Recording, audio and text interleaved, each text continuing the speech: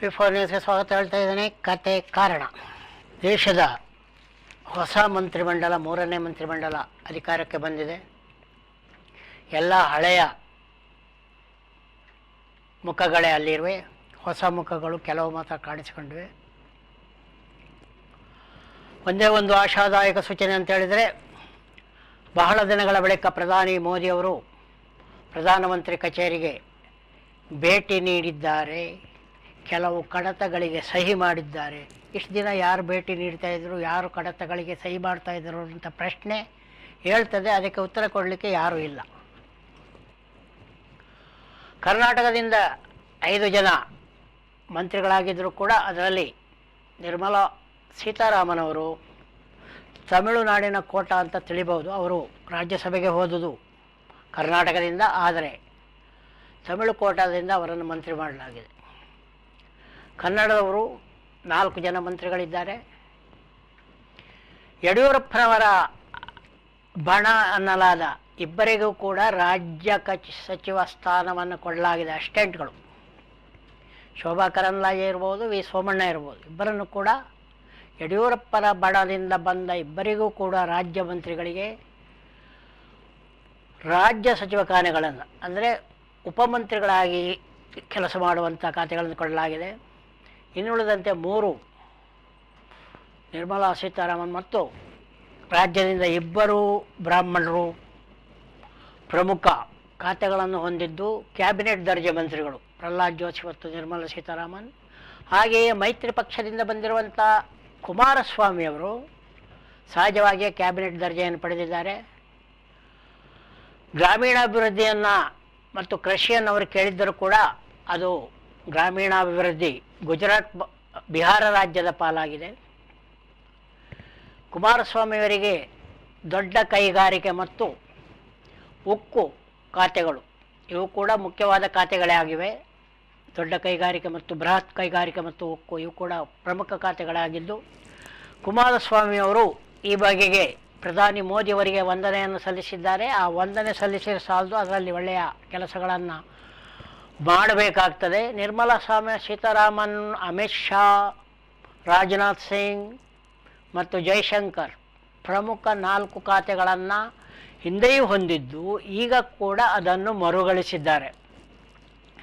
ಅವು ಅಮಿತ್ ಶಾರ ಗೃಹ ಇರ್ಬೋದು, ಜೈಶಂಕರ್ರ ವಿದೇಶಾಂಗ ಇರ್ಬೋದು, ಮತ್ತು ನಿರ್ಮಲಾ ಸೀತಾರಾಮನ್ ಅವರ ಹಣಕಾಸು ಇರ್ಬೋದು, ಮತ್ತು ರಾಜನಾಥ್ ಸಿಂಗ್ರ ರಕ್ಷಣಾ ಖಾತೆ ಇರ್ಬೋದು. ಇವನ್ನೆಲ್ಲ ಮೀರಿ ಶೋಭಾ ಕರಂದ್ಲಾಜೆ ಇವರನ್ನೆಲ್ಲ ಮೀರಿ ಶೋಭಾ ಕರಂದ್ಲಾಜರಿಗೆ ರಾಜ್ಯ ಮಂತ್ರಿ ಆದರೆ ಸೋಮಣ್ಣನವರಿಗೆ ಕೂಡ ರಾಜ್ಯ ಮಂತ್ರಿಗಳು, ಅದು ಪ್ರಮುಖವಾದ ಖಾತೆಗಳಲ್ಲಿ ಅಲ್ಲ ಅನ್ನುವಂಥದ್ದು ಗಮನಿಸಬೇಕಾದ ಅಂಶವಾಗಿದೆ. ಮತದಾರರ ನಿರೀಕ್ಷೆ ಮತ್ತು ಮತದಾರರಿಗೆ ನಿರೀಕ್ಷೆ. ಮತದಾರರಿಗೆ ನಿರೀಕ್ಷೆ ಅಂತ ಹೇಳುವಾಗ ಅಯೋಧ್ಯೆಯ ಮತದಾರರನ್ನು ಮೋದಿಯವರ ಬೆಂಬಲಿಗರು ಮತ್ತು BJP ಬೆಂಬಲಿಗರು ವಾಚಾಮಗೋಚರವಾಗಿ ಬೈತಾ ಇದ್ದಾರೆ. ಜಾಲತಾಣಗಳಲ್ಲಿ ವಾಚಾಮಗೋಚರವಾಗಿ ಮತದಾರರನ್ನು ಬೈಯುವಂಥದ್ದು. ಕೆಲವೊಮ್ಮೆ ಮತದಾರರನ್ನು ರಾಜಕೀಯ ಪಕ್ಷಗಳು, ಎಲ್ಲ ರಾಜಕೀಯ ಪಕ್ಷಗಳು ಕೆಲವೊಂದು ಸಂದರ್ಭಗಳಲ್ಲಿ ನಮ್ಮನ್ನು ಗೆಲ್ಲಿಸಿಲ್ಲ ಅಂತ ಬೈದುಕೊಳ್ಳುವುದಿರ್ತದೆ. ಆದರೆ ಈ ರೀತಿ ಜಾಲತಾಣಗಳಲ್ಲಿ ಒಂದು ಕ್ಷೇತ್ರದ ಮತದಾರರನ್ನು ವಾಚಾಮಗೋಚರವಾಗಿ ಬೈದಿರುವುದು ಇದೇ ಮೊದಲ ಬಾರಿ. ಈ ರೀತಿ ವಾಚಾಮಗೋಚರವಾಗಿ ಬೈಯುವ ಬದಲು ರಾಮ ಮಂದಿರವನ್ನು ದೊಡ್ಡ ಹಗರಣವಾಗಿ ಮಾಡದೆ ಸರಿಯಾಗಿ ನಡೆದುಕೊಂಡಿದ್ದರೆ ಆ ವಾಚಾಮಗೋಚರವಾಗಿ ಬೈಯಬೇಕಾದ ಒಂದು ಪ್ರಸಂಗವೇ ಬರ್ತಾ ಇರಲಿಲ್ಲ. ರಾಜ್ಯದ ಸಚಿವರನ್ನು ಹೆಚ್ಚು ನಿರೀಕ್ಷೆ ಮಾಡುವ ವಿಷಯ ಬರುವುದಿಲ್ಲ. ಆ್ಯಕ್ಚುಲಿ ಅದರಲ್ಲಿ ಹಿಂದೆ ಕೂಡ ಹಣಕಾಸು ಸಚಿವರಾಗಿದ್ದರು ನಿರ್ಮಲಾ ಸೀತಾರಾಮನ್. ಅವರು ಹಣಕಾಸು ಸಚಿವರಾಗಿದ್ದಾಗ ದೇಶದ ಹಣಕಾಸಿನ ಪರಿಸ್ಥಿತಿ ಗಟಾರಕ್ಕೆ ಹೋಗಿತ್ತು ಅಂತ ಅವ್ರ ಗಂಡನೇ ಹೇಳಿದ್ದ. ಅವ್ರ ಗಂಡನೇ ಹೇಳಿದರೂ ಕೂಡ ಮೋದಿಯವರು ಅದರ ಬಗ್ಗೆ ಏನು ತಲೆ ಕೆಡಿಸಿಕೊಳ್ಳೋದು, ಮತ್ತು ಅವರನ್ನೇ ಹಣಕಾಸು ಮಂತ್ರಿ ಮಾಡಿದ್ದಾರೆ. ಇದು ಒಂದು ಬಹಳ ಸ್ವಾರಸ್ಯಕರವಾದ ಸಂಗತಿ ಆಗಿದೆ. ಹಾಗೂ ಹಿಂದೆ ಸಂಸದೀಯ ವ್ಯವಹಾರ ಸಚಿವರಾಗಿದ್ದಂಥ ಪ್ರಹ್ಲಾದ್ ಜೋಶಿ ಅವರಿಗೆ ಅತಿ ಮುಖ್ಯವಾದ ಆಹಾರ ಮತ್ತು ಪಡಿತರ ಹಂಚಿಕೆ ಇವುಗಳನ್ನು ಖಾತೆ ಕೊಡಲಾಗಿದೆ.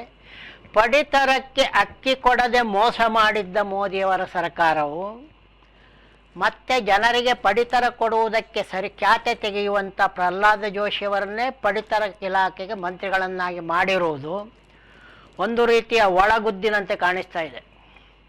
ಹಿಂದೆ ಸಿದ್ದರಾಮಯ್ಯ ಸರ್ಕಾರ 10 ಕಿಲೋ ಅಕ್ಕಿಯನ್ನು ಕೊಡಲಿಕ್ಕೆ ನಿಯಮವನ್ನು ಕೈಗೊಂಡಾಗ ಅದಕ್ಕೆ ದುಡ್ಡು ಕೊಟ್ಟರೂ ಕೂಡ ಮೋದಿಯವರ ಸರ್ಕಾರ ಅಕ್ಕಿ ಕೊಡದೆ ತಾರಮ್ಮಯ್ಯ ಆಡಿತ್ತು. ಆಮೇಲೆ ಅಕ್ಕಿ ಕೊಳೆತು ಹೋದ ಸುದ್ದಿ, ಕೇಂದ್ರೀಯ ಗೋಡೌನ್ಗಳಲ್ಲಿ ಅಕ್ಕಿಗಳು ಹಿಡಿದು ಹುಳಿತು ಹೋದ ಸುದ್ದಿಗಳು ಬಂದಿದ್ದು. ಆಮೇಲೆ ಸುಪ್ರೀಂ ಕೋರ್ಟ್ ಮೋದಿಯವರ ಸರ್ಕಾರ ಚೆನ್ನಾಗಿ ಜಾಡಿಸಿದ ಮೇಲೆ ಬರ ಪರಿಹಾರವನ್ನು ಹೇಗೋ ಕೊಡಲಿಕ್ಕೆ ಬಂದರು. ಆಮೇಲೆ ಭಾರತ್ ಅಕ್ಕಿ ಅಂತ ತಮ್ಮದೇ ಒಂದು ಬ್ರಾಂಡನ್ನು ಬಿಡುಗಡೆ ಮಾಡಿ 4 ದಿನ ನಾಟಕ ಮಾಡಿ 5ನೇ ದಿನ ಭಾರತ್ ಅಕ್ಕಿನೂ ಇರಲಿಲ್ಲ, ಅಕ್ಕಿ ಚೀಲನೂ ಇರಲಿಲ್ಲ. ಈಗ ಅಂಥ ಮೋದಿ ಸರ್ಕಾರವು ರಾಜ್ಯದವರೇ ಆದ ಪ್ರಹ್ಲಾದ ಜೋಶಿಯವರಿಗೆ ಪಡಿತರದ ಅಕ್ಕಿ ತರಲು ವಿಫಲರಾದಂಥ, ಪಡಿತರ ಅಕ್ಕಿ ಕೊಡದಿದ್ದಾಗ ಆ ಬಗ್ಗೆ ಸ್ವರವನ್ನೇ ಎತ್ತದಿದ್ದಂಥ ಪ್ರಹ್ಲಾದ ಜೋಶಿಯವರಿಗೆ ಪಡಿತರ ಶಾಖೆಯನ್ನು ಕೊಟ್ಟಿರುವುದು ಕರ್ನಾಟಕಕ್ಕೆ ಒಂದು ಶಾಕ್ ನೀಡಲು ಇರಬಹುದು, ಅಥವಾ ಮುಂದೆ ಅದನ್ನೊಂದು ಶೋಕಿಯಾಗಿ ಕೂಡ ತೆಗೆದುಕೊಳ್ಳುವ ಸಾಧ್ಯತೆ ಇದೆ. ಅದು ಏನೇ ಆಗಲಿ, ಇನ್ಮೇಲಾದರೂ ಪಡಿತರ ವಿತರಣೆಯಲ್ಲಿ ನನ್ನ ಪಡಿತರ ಅಂತ ಭಾಳಷ್ಟು ಜನ ಪ್ರಚಾರ ಮಾಡ್ತಾರೆ. ಮೋದಿಯವರ ಶಿಷ್ಯರು ಕೂಡ ಅಕ್ಕಿ ಕೊಡೋದು ಕೇಂದ್ರ ಸರ್ಕಾರ ಅಂತ ಹೇಳ್ತಾ ಇರ್ತವೆ. ಅಲ್ಲಿ ಆಹಾರ ಭದ್ರತಾ ಕಾಯ್ದೆ ಇದೆ. ಆಹಾರ ಭದ್ರತಾ ಕಾಯ್ದೆ ಅವರು ಸೋನಿಯಾ ಗಾಂಧಿಯವರ ಪ್ರಪೋಸಲ್, ಅದು ಲೋಕಸಭೆಯಲ್ಲಿ ಸೋನಿಯಾ ಗಾಂಧಿಯವರು ಲೋಕಸಭೆಯಲ್ಲಿ ಮಂಡಿಸಿದ ಪ್ರಪೋಸಲ್ನ ಮೇಲೆ ಮನಮೋಹನ್ ಸಿಂಗರು ಆಹಾರ ಭದ್ರತಾ ಕಾಯ್ದೆಯನ್ನು ಜಾರಿಗೆ ತಂದಿದ್ದರು. ಆ ಆಹಾರ ಭದ್ರತಾ ಕಾಯ್ದೆಯಡಿ ಪಡಿತರ ಭಾಳ ಹಿಂದೆ ಇತ್ತು. ಪಡಿತರದ ಆರಂಭ ಮಾಡಿಸಿದವರು ಬ್ರಿಟಿಷರು. ಸ್ವಾತಂತ್ರ್ಯ ಸಿಗುವುದಕ್ಕೆ ಮುಂಚೆಯೇ 2ನೇ ಮಹಾಯುದ್ಧದಲ್ಲಿ ಅಕ್ಕಿ ಸಿಗದೇ ಇದ್ದಾಗ ಪಡಿತರ ಪದ್ಧತಿಯನ್ನು ಬ್ರಿಟಿಷರು ಆರಂಭಿಸಿದರು. ಅದು ಮುಂದುವರಿತಾ ಬಂತು. ಅದನ್ನು ಆಹಾರ ಭದ್ರತೆಯಡಿ ಕೊಡಲೇಬೇಕು ಅನ್ನುವಂಥ ಒಂದು ತೀರ್ಮಾನವನ್ನು ಆಹಾರ ಭದ್ರತಾ ಕಾಯ್ದೆ ಹಿಡಿದಿದ್ದು. ಆಹಾರ ಭದ್ರತಾ ಕಾಯ್ದೆ ಹಿಂದಿನ ಸರ್ಕಾರ ಮಾಡಿದ್ದು. ಆಹಾರ ಭದ್ರತೆ ಕಾಯ್ದೆ ಅಡಿ ಅಕ್ಕಿ, ಬೇಳೆ ಇತ್ಯಾದಿ ಹಂಚಿಕೆಯಾಗ್ತದೆ. ಅದನ್ನು ಕೊಡಬೇಕಾದ್ದು ಕ್ರಮಬದ್ಧವಾಗಿ ಕೊಡಬೇಕು. ಅದರಲ್ಲಿ ಹೆಚ್ಚು ಕಡಿಮೆ ಮಾಡುವಂಥದ್ದು ಅಥವಾ ಕೊಡದೇ ಇರುವಂಥದ್ದು ಮೋದಿಯವರ ಸರ್ಕಾರ, ಹಿಂದಿನ ಸರ್ಕಾರ ಮಾಡಿದ್ದ ಅತಿ ದೊಡ್ಡ ಒಂದು ಬ್ಲಂಡರ್ ಆಗಿದ್ದು. ಈಗ ಅದೇ ಮೋದಿಯವರ ಸರ್ಕಾರ ರಾಜ್ಯದ ಪ್ರಹ್ಲಾದ್ ಜೋಶಿಯನ್ನು ಪಡಿತರ ಮಂತ್ರಿ ಮಾಡಿರುವುದು, ಇವೆಲ್ಲವನ್ನು ಗಮನಿಸುವಾಗ ಮುಂದಿನ ದಿನಗಳಲ್ಲಿ ಪಡಿತರ ಅಕ್ಕಿಯಲ್ಲಿ ನಾಟಕ ಆಗ್ತದೋ ಅಥವಾ ಪಡಿತರ ಅಕ್ಕಿ ನಾನೇ ಕೊಟ್ಟಿದ್ದು ಅಂತ ಹೇಳಲಿಕ್ಕೆ ಪ್ರಹ್ಲಾದ ಜೋಶಿಯವರನ್ನು ಪಡಿತರ ಮಂತ್ರಿಯಾಗಿ ಮಾಡಲಾಗಿದೆ ಅನ್ನುವಂಥದ್ದು ಮುಂದಿನ ದಿನಗಳಲ್ಲಿ ಗೊತ್ತಾಗಲಿಕ್ಕಿದೆ. ಅದೇ ರೀತಿ ನೋಡಿದರೆ ಯಾವ ರೀತಿಯಲ್ಲಿ ಹೋಗಬೇಕು ಅನ್ನುವಂಥದ್ದು ಹೊಸ ಸರ್ಕಾರಕ್ಕೆ ಹಳೆ ಶೀಶೆಯಲ್ಲಿ ಹೊಸ ಮದ್ಯ ಅಥವಾ ಹೊಸ ಶೀಶೆಯಲ್ಲಿ ಹಳೆ ಮದ್ಯ. ಹೊಸ ಶೀಶೆಯಲ್ಲಿ ಸಾಮಾನ್ಯವಾಗಿ ಇಲ್ಲೆಲ್ಲ ಹೆಂಡ ಇಳಿಸ್ತಾರೆ. ಹೆಂಡ ಇಳಿಸಿದ್ದನ್ನು ಹಳೆ ಪರ ಮುಟ್ಟಿಡು ಪುಸ ಕಳಿವಂಡದು. ಪರ ಮುಟ್ಟಿಡು ಪುಸ ಕಳಿಕ್ಲ ಮೋದಿಯವರ 3ನೇ ಬಾರಿಯ ಸಂಪುಟಕ್ಕೂ ಭಾಳ ಹೋಲಿಕೆ ಆಗ್ತದೆ. ಯಾಕಂದರೆ ಅದರಲ್ಲಿ ಹೊಸಬರು ಕೆಲವರು ಇರುವುದು, ಹಾಗೂ ಅದರಲ್ಲಿ ಯಾವುದೇ ರೀತಿಯಲ್ಲಿ ಆದ್ಯತೆ, ಸಾಮಾಜಿಕ ನ್ಯಾಯಕ್ಕೆ ಆದ್ಯತೆ ನೀಡಲಾಗಿಲ್ಲ.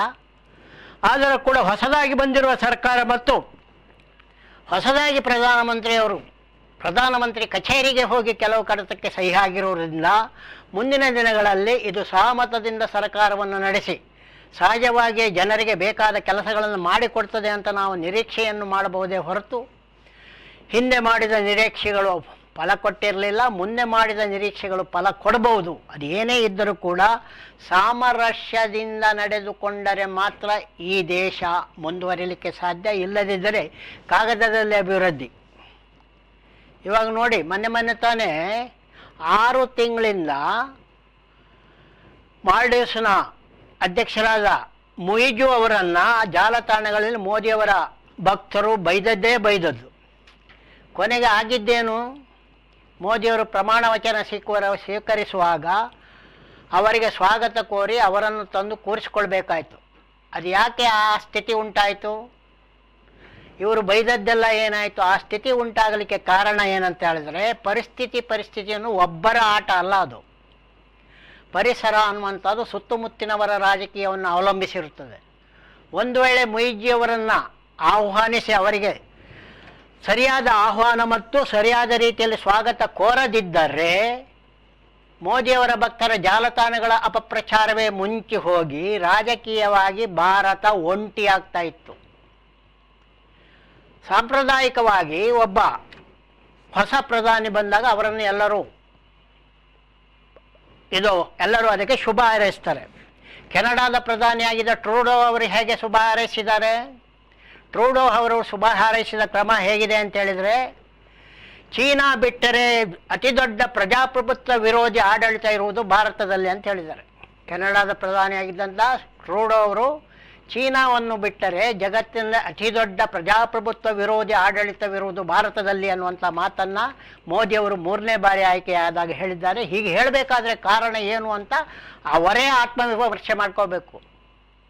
ಹಾಗೂ ಪ್ರತಿಯೊಂದು ಸರ್ಕಾರ ಆಯ್ಕೆಯಾದಾಗಲೂ, ಹಿಂದಿನ ಬಾರಿ ಮೋದಿಯವರು ಆಯ್ಕೆ ಆಗೋದು, ವಾಜಪೇಯಿ ಅವರು ಆಯ್ಕೆಯಾಗಲು, ಕಾಂಗ್ರೆಸ್ನವರು ಆಯ್ಕೆಯಾಗಲಿ, ಯಾರೇ ಆಯ್ಕೆ ಆದಾಗ ಪಾಕಿಸ್ತಾನದವರು ಶುಭಾಶಯವನ್ನು ಹೇಳ್ತಾ ಇದ್ರು.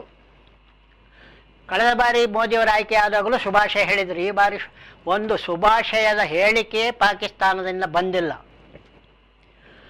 ಇದನ್ನು ಯಾಕೆ ಹೇಳ್ತಾ ಇದ್ದೀನಿ ಅಂತ, ನೆರೆಹೊರೆಯಲ್ಲಿ ಯಾವ ರೀತಿ ಭಾರತವು ಹೆಸರನ್ನು ಕೆಡಿಸಿಕೊಂಡಿದೆ, ಆ ಹೆಸರು ಕೆಡಿಸಿಕೊಂಡದ್ದನ್ನು ಸರಿಪಡಿಸಬೇಕಾದರೆ 3ನೇ ಬಾರಿಯಾದರೂ ಮೋದಿಯವರು ನೋಡಿ ನಡೆಯಬೇಕು. ನೋಡಿ ನಡೆಯುವುದಕ್ಕಿಂತ ಹೇಳಿದಂತೆ ನಡೆಯಬೇಕು.